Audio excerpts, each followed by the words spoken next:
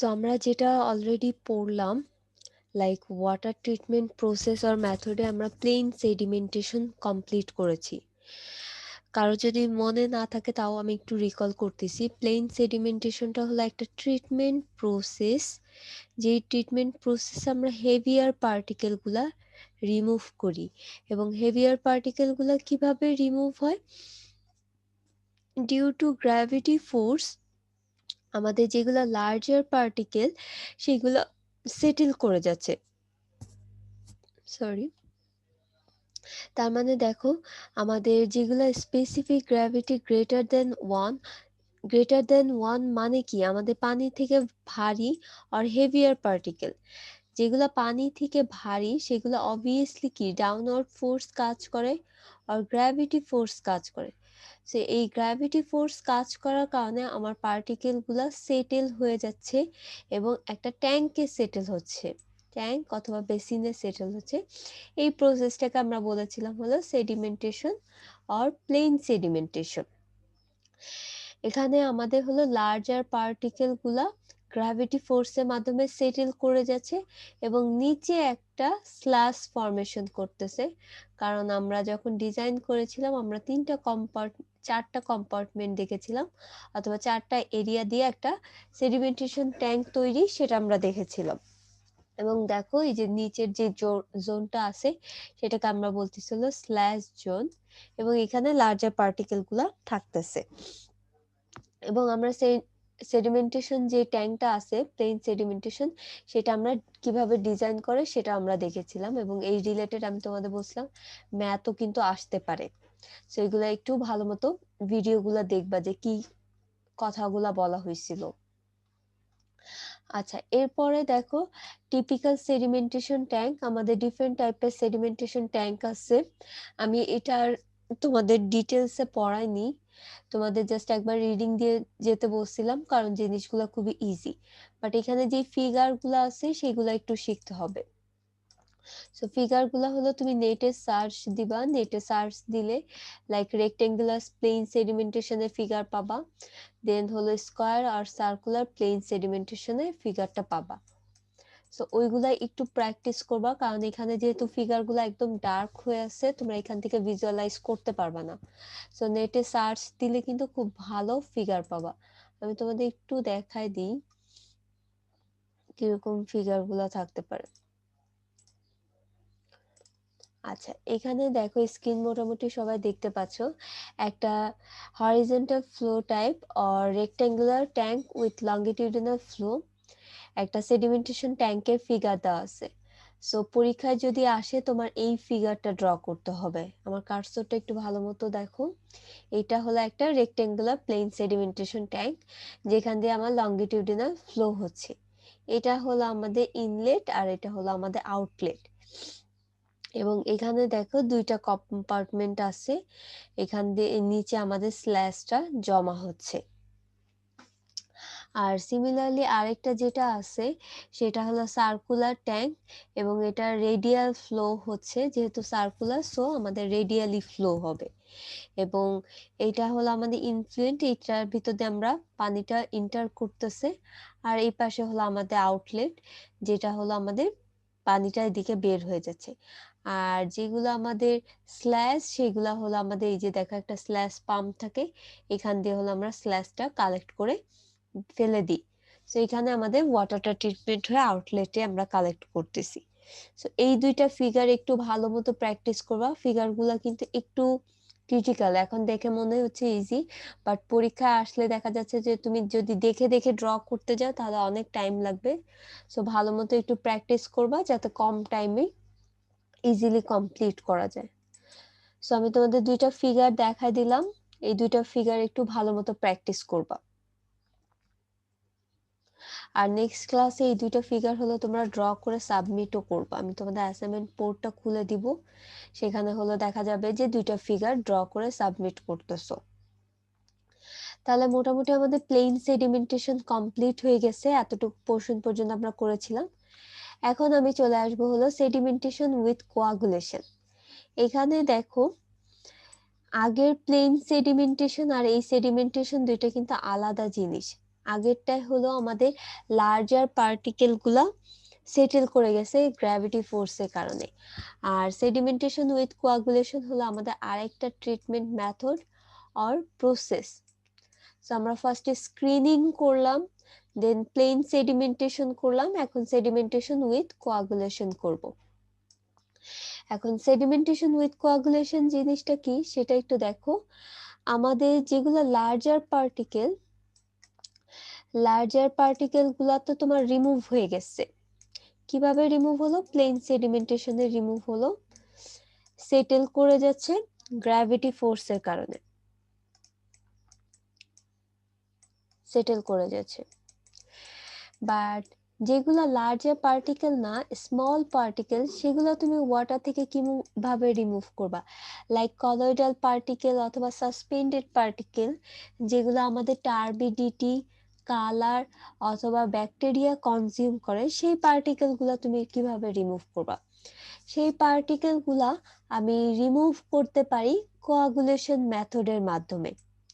That means দেখো, আমাদের একটা লার্জার পোর্শনে সাসপেন্ডেড পার্টিকেল থাকে ওয়াটারে, যেগুলোর সাইজটা খুবই ছোট, লাইক 50 মাইক্রোমিটারের ছোট।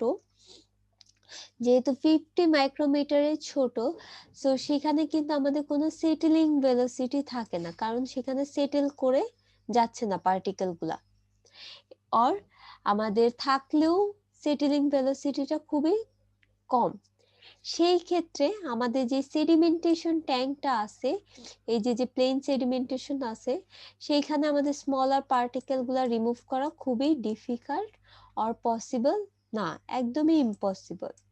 আর তুমি যদি রিমুভ করার ট্রাইও করো, প্লেন সেডিমেন্টেশনে দিয়ে দাও, তাহলে দেখবে যে আউটলেটে আমাদের স্টিল কলয়েডাল পার্টিকেল থাকতেছে আর অবজেকশনেবল পার্টিকেল থাকতেছে।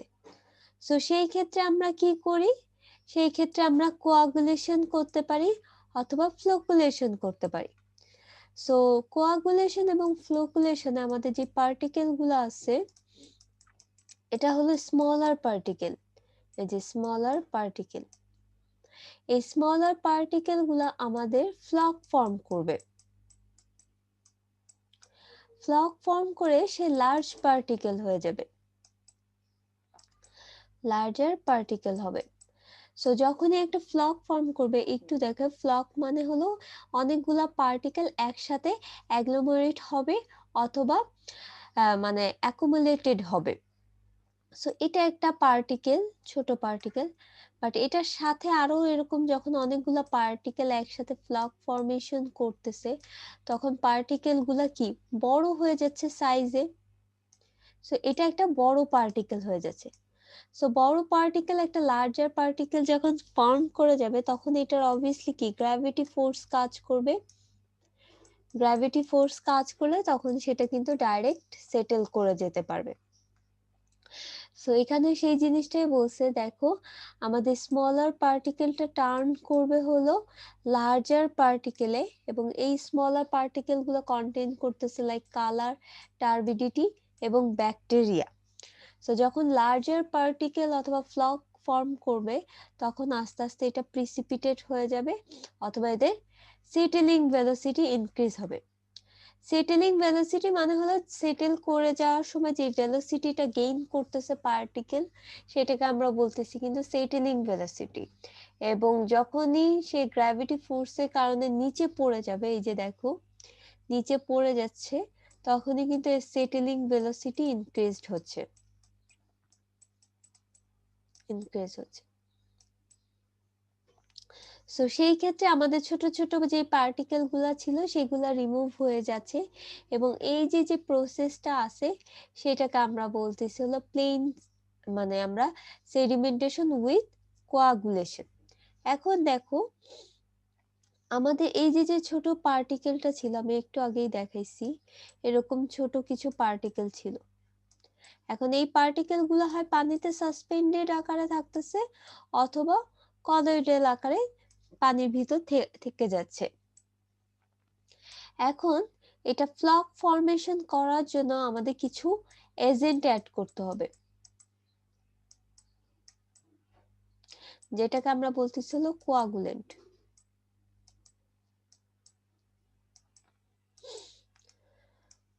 তুমি যখন পানির ভিতর কোনো একটা কেমিক্যাল এজেন্ট দিচ্ছ, এটা কিন্তু কেমিক্যাল এজেন্ট, কেমিক্যাল এজেন্টটা দিচ্ছ, তখন আমাদের এই যে পার্টিকেল গুলা আছে একটা স্টিকি ফরমেশন হবে। দ্যাট মিন্স তুমি কেমিক্যাল এজেন্ট লাইক অ্যালুমিনিয়াম দিতে পারো, ফেরিক দিতে পারো, এইগুলা হলো আমাদের কেমিক্যাল এজেন্ট। এটা তুমি যখন দিচ্ছ তখন একটা আমাদের কম্পাউন্ড অথবা একটা প্রোডাক্ট তৈরি হচ্ছে, ধরে নাও যে অ্যালুমিনিয়াম হাইড্রোক্সাইড তৈরি হচ্ছে। এই অ্যালুমিনিয়াম হাইড্রোক্সাইড এটা হলো জিলাটিনিয়াস ম্যাটেরিয়াল অথবা এটার স্টিকি প্রপার্টিস আছে। সো তুমি যখন পানির ভিতর এই ম্যাটেরিয়ালটা তৈরি হবে, এটা যেহেতু স্টিকি, এটা করবে কি আমাদের এই যে ছোট ছোট পার্টিকেল গুলো আছে সেগুলোকে সে অ্যাট্রাক্ট করবে অথবা অ্যাবজর্ব করে ফেলবে। এই যে এরকম এখানে জমা হবে, লাইক সে টেনে নিয়ে আসতেছে অন্য পার্টিকেল গুলা, ছোট পার্টিকেল। সেরকম যখন তার সারফেসে টেনে নিয়ে আসতেছে তখন কি এটা কি একটা বড় পার্টিকেলে তৈরি হয়ে যাচ্ছে, এটা একটা বড় লার্জার পার্টিকেল তৈরি হয়ে যাচ্ছে এবং একটা ফ্লক ফর্ম করতেছে। এরকম অনেকগুলা ফ্লক ফর্মেশন হওয়ার কারণে দেখা যাচ্ছে এই যে এই জিনিসটা ফর্ম হয়ে যায়, তখন আমাদের পার্টিকেলটা লার্জার হয়ে যায় অথবা সাইজটা বেড়ে যায় এবং আস্তে আস্তে সে সেটেল করে যায়। এই যে প্রসেসটা হচ্ছে এটাকে আমরা বলতেছি হলো কোয়াগুলেশন, এবং এই মেকানিজমটাই হচ্ছে হলো আমাদের কোয়াগুলেশন প্রসেসে, যেই প্রসেসে আমাদের স্মলার পার্টিকেল গুলা আমি ওয়েস্ট ওয়াটার থেকে রিমুভ করতে পারি। তাহলে তোমরা কি এইটুকু বুঝতে পারছো? ওকে, তাহলে তোমাদের মোটামুটি এতটুকু কমপ্লিট হয়ে গেছে। এখন দেখো এরপরে আসতেছে হলো stability of the solids. Stability of the solids দ্বারা কি বোঝাচ্ছে আমি একটা হোয়াইট বোর্ডে দেখাচ্ছি। আমাদের যে ওয়েস্ট গুলা আছে এই ওয়েস্টটা হলো আমাদের নেগেটিভ চার্জ ক্যারি করে, এটা নেগেটিভ চার্জ ক্যারি করতেছে। এটা যখন পানির ভিতর থাকবে, পানির ভিতর কি আমাদের হাইড্রোজেন আয়ন থাকতেছে আর হাইড্রোক্সাইড আয়ন থাকতেছে।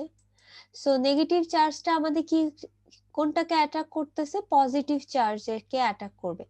সো আমাদের এটা সারফেসটা যেহেতু নেগেটিভ, সো এই নেগেটিভ সারফেসের গায়ে আমাদের পজিটিভ চার্জগুলা লেগে থাকবে, এরকম পজিটিভ চার্জ লেগে থাকতেছে।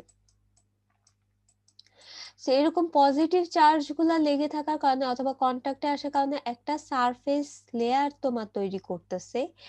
এই সারফেস লেয়ারটাকে আমরা বলতেছি হলো rigid or boundary layer, rigid or boundary.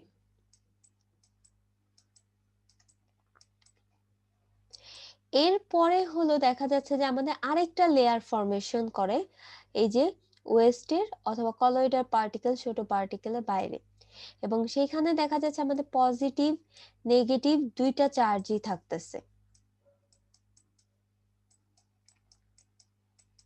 Positive negative এরকম দুইটা চার্জই থাকতেছে।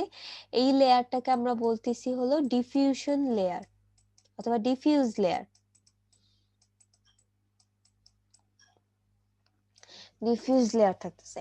সো এইটা আমি একটা ওয়েস্টের ক্ষেত্রে দেখালাম। সিমিলারলি তো এখানে তো আরো অনেক পার্টিকেল আছে, সেম ভাবে এরকম আমাদের এটা নেগেটিভ চার্জ থাকতেছে, এটা পজিটিভ চার্জ থাকতেছে, এবং বাইরের দিকে দেখা যাচ্ছে আমাদের নেগেটিভ পজিটিভ দুইটা চার্জই থাকতেছে। সো দুইটা পার্টিকেলের ভিতর দেখো আমাদের কিন্তু একটা এই যে পার্টিকেলটা আছে এটা আমাদের রিমুভ করার জন্য আমাদের কি করতে হবে? দুইটা পার্টিকেলকে কি কাছাকাছি নিয়ে আসতে হবে অথবা কন্টাক্টে নিয়ে আসতে হবে। কন্টাক্টে তুমি যদি নাই নিয়ে আসো তাহলে তো ফ্লক ফর্ম করবে না। সো আমাদের কন্টাক্টে আনতে হবে due to producing the floc. এখন এই যে দুইটা পার্টিকেল আছে এই দুইটা পার্টিকেলের ভিতর কিন্তু আমাদের ভ্যান ডার ওয়ালস ফোর্স কাজ করতেছে, ভ্যান ডার ওয়ালস ফোর্স। আচ্ছা, বাট ভ্যান ডার ওয়ালস ফোর্সটা ঠিক মতো কাজ করতে পারতেছে না এই যে ডিফিউশন লেয়ারের কারণে। সো দুইটা পার্টিকেল যখন কন্ট্যাক্টে আসতেছে আমাদের ডিফিউজ লেয়ারটার কারণে একদম কাছাকাছি চলে আসতে পারতেছে না। সো আমাদের মেইন টার্গেটটা থাকবে এই ডিফিউজ লেয়ারটাকে রিমুভ করার জন্য। সেই ডিফিউজ লেয়ারটাকে রিমুভ করার জন্য আমরা কোয়াগুলেন্ট অ্যাড করব। কোয়াগুলেন্ট অ্যাড করতে পারো, আমি কি বললাম, অ্যালুমিনিয়াম অ্যাড করতে পারো অর ফেরিক অ্যাড করতে পারো। সো অ্যাড করলে সেটা কিন্তু পানির সাথে রিয়াকশন করবে। এই যে দেখো পানি হাইড্রোক্সাইড আছে, সেটার সাথে রিয়াকশন করে অ্যালুমিনিয়াম হাইড্রোক্সাইড প্রডিউস করবে। এই অ্যালুমিনিয়াম হাইড্রোক্সাইডের চারিদিকে হলো আমাদের এই পার্টিকেল গুলা জমা হবে। এই পার্টিকেল গুলা জমা হবে এবং জমা হতে হতে আস্তে আস্তে একটা ফ্লক ফর্ম করতেছে এবং ফ্লক ফর্ম করে এটা সেটেল হয়ে যাবে। এই যে যে প্রসেসটা আছে এটাকে আমরা বলতেছি হলো সেডিমেন্টেশন। সো আমরা প্লেন সেডিমেন্টেশন পড়েছিলাম। এই সেডিমেন্টেশন আর প্লেন সেডিমেন্টেশনের ভিতরে একটু পার্থক্য আছে। আমরা এখানে যেটা পড়তেছি দেখো, আমরা ফার্স্টে পড়তেছি হলো কোয়াগুলেশন, তারপরে হলো আমাদের ফ্লোকুলেশন, তারপরে হলো আমাদের সেডিমেন্টেশন।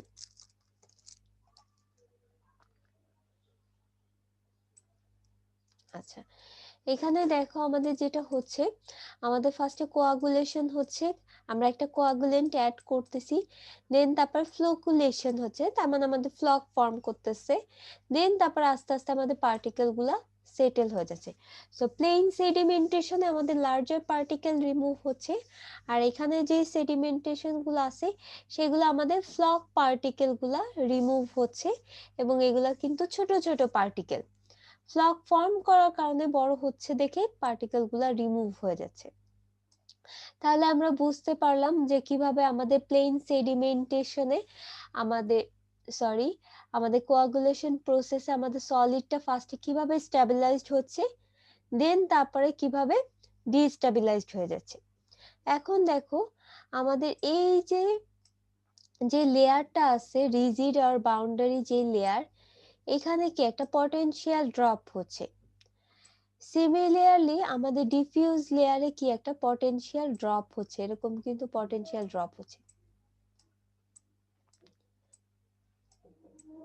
আচ্ছা, এই যে পটেনশিয়াল ড্রপটা হচ্ছে ডিফিউজ লেয়ারে সেটাকে আমরা বলি হলো জিটা পটেনশিয়াল।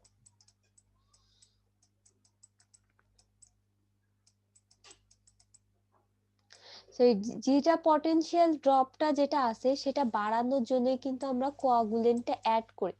এটা অ্যাড করলে দেখা যাচ্ছে আমাদের এই লেয়ারটা রিমুভ হয়ে যায়। এই লেয়ারটা রিমুভ হয়ে গেলে আমাদের এই পার্টিকেল গুলা এবং এই একটা পার্টিকেল এই আরেকটা পার্টিকেল কন্টাক্টে আসতে পারে। কোনটার কন্টাক্টে আসতেছে, আমাদের জিলেটেনিয়াস অথবা অ্যালুমিনিয়াম হাইড্রোক্সাইড যেটা আছে যার স্টিকি প্রপার্টিস আছে সেটার কন্টাক্টে চলে আসতেছে। সো এভাবে হলো মোটামুটি আমাদের কোয়াগুলেশন প্রসেসে আমাদের বড় বড় ফ্লক ফর্মেশন হয়ে আমাদের পার্টিকেল গুলা রিমুভ হয়। এটাই হলো মেইনলি আমাদের মেকানিজমটা, কিভাবে আমাদের লার্জার পার্টিকেল গুলা মানে স্মলার পার্টিকেল গুলা রিমুভ হচ্ছে কোয়াগুলেশন প্রসেসে। তাহলে আমি মেকানিজমটা যদি বুঝতে পারি, ম্যাটেরিয়ালে দেখো কি বলছে, এই যে আমি যে কথাবার্তাগুলো বলছি, আমাদের কলয়েডাল পার্টিকেল গুলা সারফেসে নেগেটিভ চার্জ থাকে এবং এখানে একটা বাউন্ডারি লেয়ার তৈরি হয় যেখানে আমাদের পজিটিভ চার্জ থাকতেছে, সেটাকে আমরা বলতেছি হলো রিজিড লেয়ার আর বাউন্ডারি লেয়ার। এর বাইরে আরেকটা লেয়ার থাকতেছে, এই যে দেখো আরেকটা বাউন্ডারি লেয়ার, এবং এর বাইরে আরেকটা যে লেয়ার থাকতেছে সেটাকে আমরা বলতেছি ডিফিউজ লেয়ার। এবং আমাদের যে নেট চার্জটা আছে সেটা আমাদের আস্তে আস্তে এক্সপোনেনশিয়ালি ডিক্রিজ হয় ডিসটেন্স বাড়ার সাথে সাথে। সো দুইটা পার্টিকেল যখন একটা আরেকটা কন্টাক্টে থাকে, ক্লোজ প্রক্সিমিটিতে থাকে, তখন দুইটা ফোর্স কাজ করতেছে। একটা ইলেকট্রোস্ট্যাটিক রিপালশন ফোর্স আর একটা ভ্যান ডার ওয়ালস ফোর্স। আমি তোমাদের ভ্যান ডার ওয়ালস ফোর্সের কথা কিন্তু বলছি। সো ইলেকট্রোস্ট্যাটিক রিপালশন ফোর্সে কি হচ্ছে সেটা একটু দেখো। আমাদের কাউন্টার যে আয়নগুলো আছে সেটা সারাউন্ডিং এ আমাদের ইলেকট্রোস্ট্যাটিক রিপালশন ফোর্সটা ক্রিয়েট হচ্ছে, কারণ দুইটার ভিতর কিন্তু আমাদের একটা বিকর্ষণ কাজ করবে অথবা রিপালশন কাজ করবে।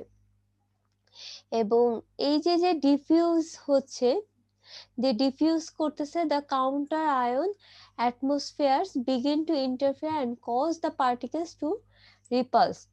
তার মানে দুইটা পার্টিকেলের ভিতর আমাদের একটা ইন্টারফেয়ার হচ্ছে কাউন্টার আয়নের কারণে, এবং এটা রিপালসিভ ফোর্সটা কাজ করতেছে। আর ভ্যান ডার ওয়ালস ফোর্সটা কি হচ্ছে, আমাদের দুইটা পার্টিকেলের ভিতর একটা সার্টেন ডিসটেন্সে কিন্তু যার পরে অ্যাট্রাকশন ফোর্সটা কাজ করে, এবং সেটাকে আমরা বলতেছিলাম van der Waals attraction force. আর এই ফোর্সটা হলো inversely proportional to the sixth power of the distance. তার মানে হলো 1 times d to the power 6 proportional to van der Waals force. মানে আমাদের ডিস্টেন্স যত বাড়বে আমাদের কি হবে, ভ্যান ডার ওয়ালস ফোর্সটা হলো ইনভার্সলি প্রপোর্শনাল হয়ে যাবে, এবং এটা 6 টাইমসে। এবং ইন জেনারেল কেসে দেখা যাচ্ছে যে আমাদের যে ইলেকট্রোস্ট্যাটিক পটেনশিয়াল যেটা আছে সেটা র্যাপিডলি ডিক্রিজ হচ্ছে, বাট আমাদের একটা ক্লোজ ডিস্টেন্সে এটা স্ট্রঙ্গার। যখন দুইটা পার্টিকেল একটা ক্লোজ ডিস্টেন্সে থাকবে তখন আমাদের ভ্যান ডার ওয়ালস ফোর্সটা ইলেকট্রোস্ট্যাটিক রিপালসিভ ফোর্স থেকে স্ট্রঙ্গার থাকতেছে। এবং এখানে তোমাদের একটা ডায়াগ্রামের মাধ্যমে দেখানো হয়েছে যে কিভাবে কোন ফোর্সটা কাজ করতেছে ডাবল লেয়ারে অথবা এনার্জি ব্যারিয়ারটা কিরকম রিপালসিভ এবং অ্যাট্রাকটিভ ফোর্সে। এবং এখানে দেখো এই যে আমি তোমাদের যেটা বলেছিলাম যে আমাদের পার্টিকেল গুলার স্ট্যাবিলিটিটা ডিরাইভড হচ্ছে যখন জিরো পটেনশিয়ালে থাকতেছে, এবং এই জিরো পটেনশিয়ালটা হলো the sum of the van der Waals force এবং electrostatic force on the surface of the particle. So particle গুলো তখনই স্ট্যাবিলাইজড হবে যখন আমাদের পটেনশিয়ালিটিটা একদম জিরো। এই কারণে কিন্তু আমাদের এই যে যে পটেনশিয়াল যে ড্রপটা হচ্ছে সেটা কিন্তু আমরা ইনক্রিজ করার জন্য কোয়াগুলেন্ট অ্যাড করেছিলাম। আর এখানে দেখো আমাদের surface area of the colloids and small particles আর large in comparison to the volume. মানে ভলিউমের কম্পারিজনে আমাদের সারফেস এরিয়াটা বেশি কলয়েডাল পার্টিকেলের। আর তোমাদের তো বললামই যে ডিস্টেন্সের সাথে সাথে মোটামুটি দেখা যাচ্ছে যে আমাদের কোন ফোর্সটা ডমিনেট করতেছে বেশি। এরপরে দেখো আমাদের যেটা আসতেছে সেটা হলো destabilisation of colloidal particle.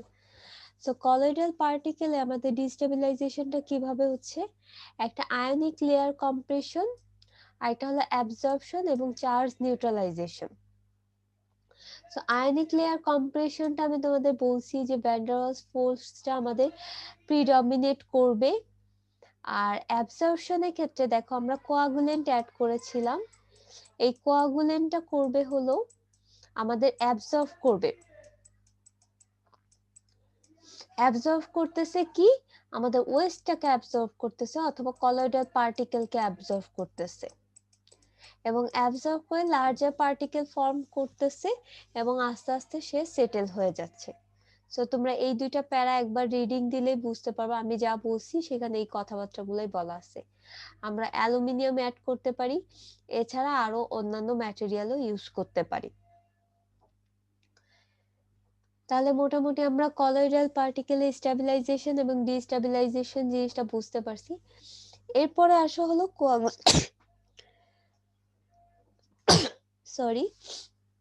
Coagulation.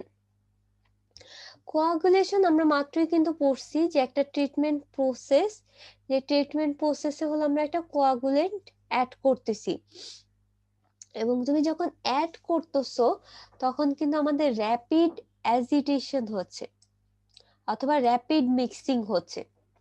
কোয়াগুলেশনে আমরা র্যাপিড মিক্সিং করব।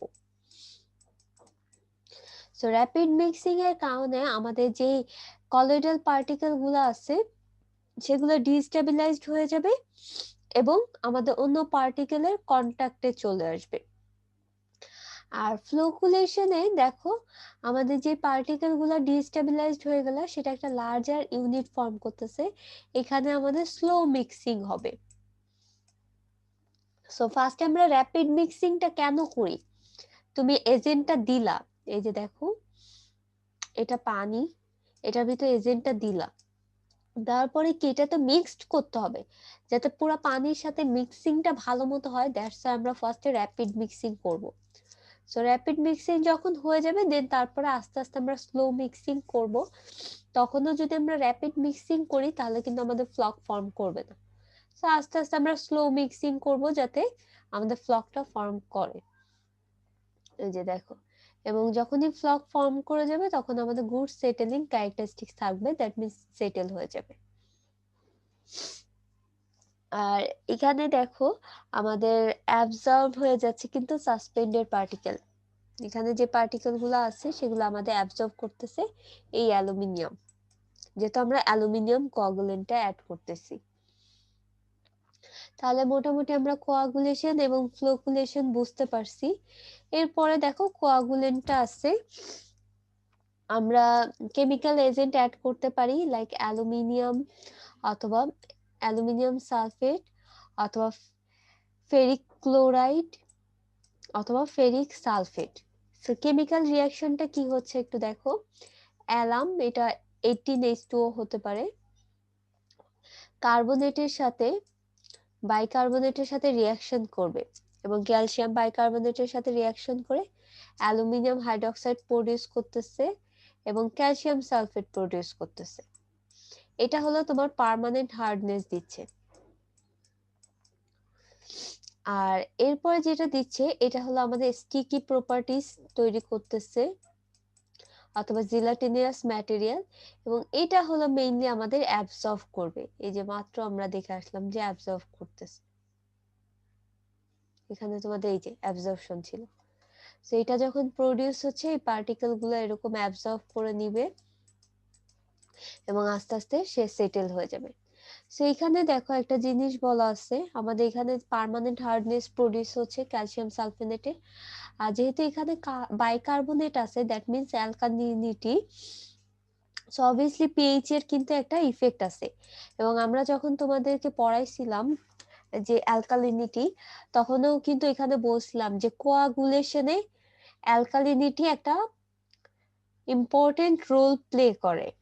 সো অবভিয়াসলি আমাদের পিএইচ এর কিন্তু একটা রোল আছে এখানে, এবং এখানে পিএইচটা আমাদের কি বলছিলাম 4.5 থেকে বড় হতে হবে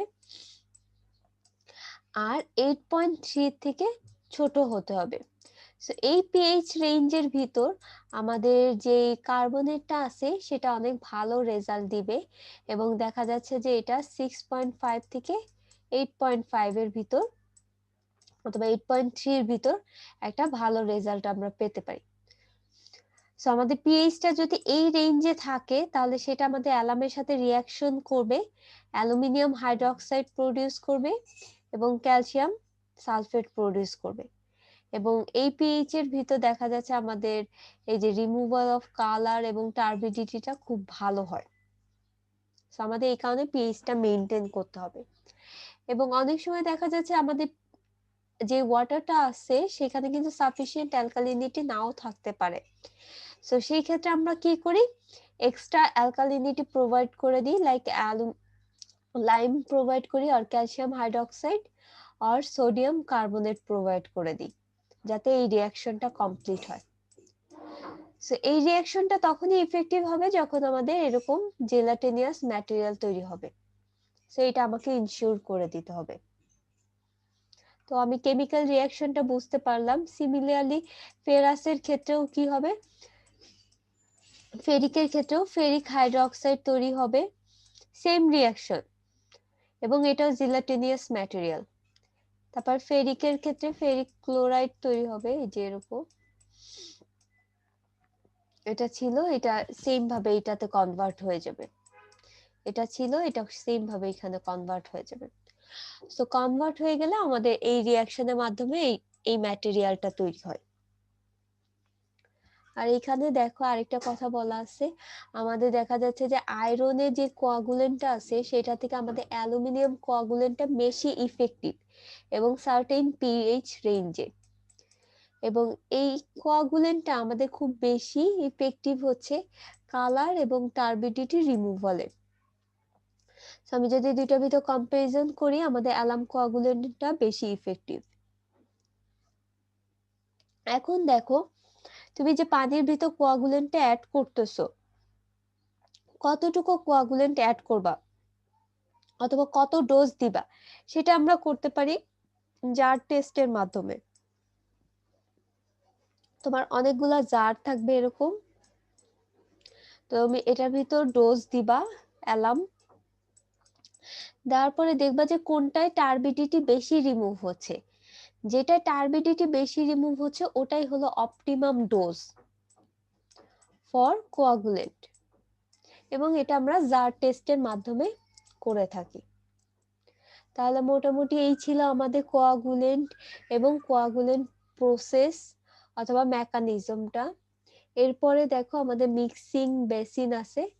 আমাদের দুই টাইপের হলো মিক্সিং হতে পারে, লাইক ব্যাফেল টাইপের মিক্সিং আর মেকানিক্যাল অ্যাজিটেটেড টাইপের মিক্সিং।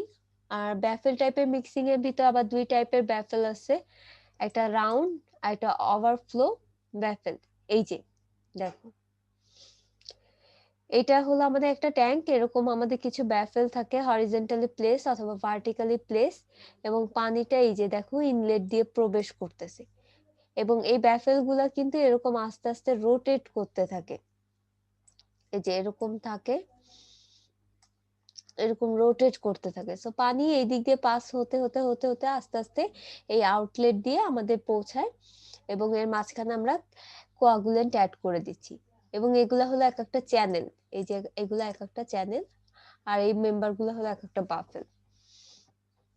এবং এখানে কিছু ক্রাইটেরিয়া বলে দেওয়া আছে, দেখো আমাদের যে বাফেল গুলো আছে সেগুলা যেহেতু ফ্লো হচ্ছে, একটা ভেলোসিটি মেনটেন করে ফ্লো হবে, এবং এটা ডিটেনশন পিরিয়ডটা হলো 20 to 50 মিনিটস। আর এই একটা বাফেল থেকে আরেকটা বাফেলের যে ডিসটেন্সটা থাকবে সেটা হলো 18 ইঞ্চি। আর একটা বাফেল থেকে আরেকটা বাফেলের ভিতরে এই হরিজন্টাল যে ডিসটেন্সটা আছে সেটাকে আমরা বলতেছি effective length of the channel. তার মানে এতটুকু কিন্তু আমাদের ক্লিয়ার কাভার মেনটেন করা লাগতেছে যাতে পানি ফ্লো হয়ে যায় ফ্লুয়েন্টলি। তাহলে তোমরা এই দুইটা ফিগারও একটু ভালো মতো দেখবা যে কিভাবে আমাদের কোয়াগুলেশনে বাফেলের ভিতর দিয়ে যে পানিটা ফ্লো হয়ে যাচ্ছে। আচ্ছা, এখানে আরেকটা জিনিস একটু আমার বলা ছিল,